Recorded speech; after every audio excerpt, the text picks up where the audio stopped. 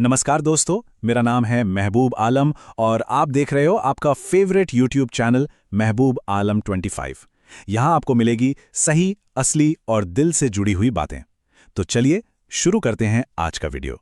आज हम बात करने वाले हैं भारत और तालिबान के बीच बदलते रिश्तों की।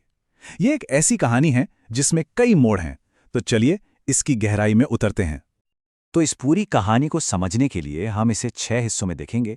सबसे पहले एक डिप्लोमैटिक मीटिंग की बात करेंगे, फिर देखेंगे कि इस पर विरोधाभास का आरोप क्यों लग रहा है।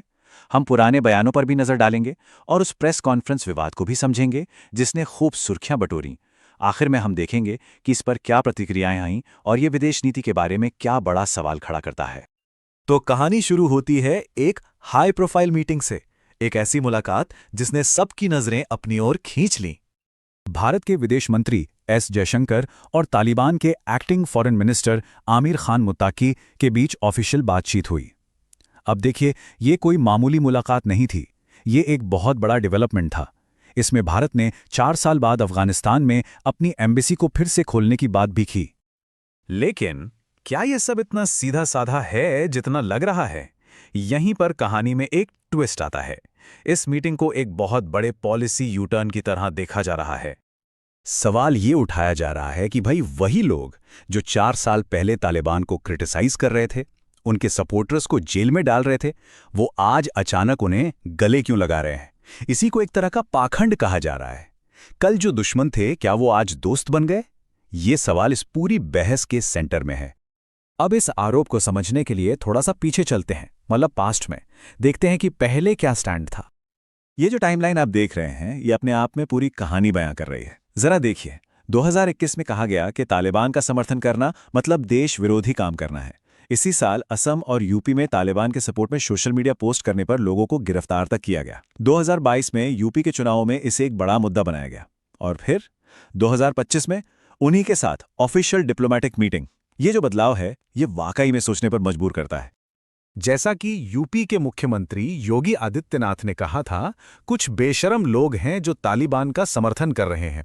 उस वक्त तालिबान का समर्थन करना एक बहुत ही गंभीर बात मानी जाती थी। और पता है, ये बदलाव सिर्फ बड़े नेताओं के बयानों तक ही सीमित नहीं है। सोशल मीडिया पर भी इसका असर साफ दिखता है। स्क्रीन पर देखिए, एक ही शख्स के 2 ट्वीट हैं, लेकिन समय अलग अलग है। पिछले साल वो कह रहे थे कि अगर इंडिया गठबंधन आया तो देश में तालिबान राज आ जाएगा, और अब वही शख्स विपक्षी नेता राहुल गांधी के क्रिटिसिज्म के खिलाफ तालिबान को डिफेंड कर रहे हैं। मतलब विचारों में जमीन आसमान का अंतर है ना। चलिए, अब कहानी में एक और मोड़ आता है। ये जुड़ा है एक प्रेस कॉन्फ्रेंस से जो दिल्ली में हुई। ये कॉन्फ्रेंस दोस्ती का पैगाम देने के बजाय एक बड़े विवाद का सेंटर बन गई। तो आखिर हुआ क्या था वहां? ऐसा क्या हो गया कि पत्रकार और विपक्ष दोनों ही नाराज हो गए? असल में जो रिपोर्ट सामने आई, उनके मुताबिक महिला पत्रकारों को इस प्रेस कॉन्फ्रेंस में आने से ही रोक दिया गया था। सोचिए, भारत की राजधानी दिल्ली में एक पब्लिक इवेंट से फीमेल जर्नलिस्ट को बाहर रखा गया। बस इसी बात ने एक नई बहस छेड़ दी। इसके बाद तो रिएक्शंस आने ही थे। जानी मानी पत्रकार स्मिता शर्मा ने लिखा, किसी महिला पत्रकार को नहीं बुलाया गया और मुत्ताकी को उस देश में रेड कार्पेट वेलकम मिल रहा है जहां हम अपनी महिला अचीवर्स पर गर्व करते हैं। बात सिर्फ पत्रकारों तक नहीं रुकी, विपक्ष ने भी इस पर सवाल उठाए। प्रियंका गांधी वाड्रा ने पूछा, हमारे ही देश में भारत की कुछ सबसे काबिल महिलाओं का ये अपमान कैसे होने दिया गया? तो जब ये विवाद बढ़ा और चारों तरफ से आलोचना होने लगी, तो सरकार की तरफ से भी एक बयान आया। भारत के विदेश मंत्रालय यानी मिनिस्ट्री ऑफ एक्सटर्नल अफेयर्स ने साफ साफ कह दिया कि इस प्रेस कॉन्फ्रेंस को ऑर्गेनाइज करने में उनका कोई रोल नहीं था। उन्होंने कहा कि यह हमारा इवेंट नहीं था। अब सवाल ये उठता है कि क्या यह सफाई काफी थी? ये पूरा जो एपिसोड हुआ, ये हमें फॉरेन पॉलिसी के एक बहुत ही बुनियादी और मुश्किल सवाल पर ले आता है। सवाल यह है कि आप अपने देश के स्ट्रैटेजिक इंटरेस्ट्स यानी रणनीतिक हितों और अपने नैतिक मूल्यों यानी वैल्यूज के बीच बैलेंस कैसे बनाते हैं। और इस मामले में यह सवाल और भी अहम हो जाता है जब हम तालिबान की महिलाओं के प्रति नीतियों को देखते हैं। जैसा कि आप देख सकते हैं, 6ठी क्लास के बाद लड़कियों की पढ़ाई पर बैन, ज्यादातर नौकरियों से महिलाओं को बाहर रखना, कहीं आने जाने के लिए पुरुष गार्जियन की जरूरत, ये सब वो नीतियां हैं जिनकी वजह से इस मुलाकात पर इतने सवाल उठ रहे हैं। तो आखिर में हम एक बड़े सवाल के साथ रह जाते हैं। कोई भी देश अपने राष्ट्रीय हितों और सार्वजनिक तौर पर बताए गए अपने मूल्यों के बीच संतुलन कैसे बनाता है?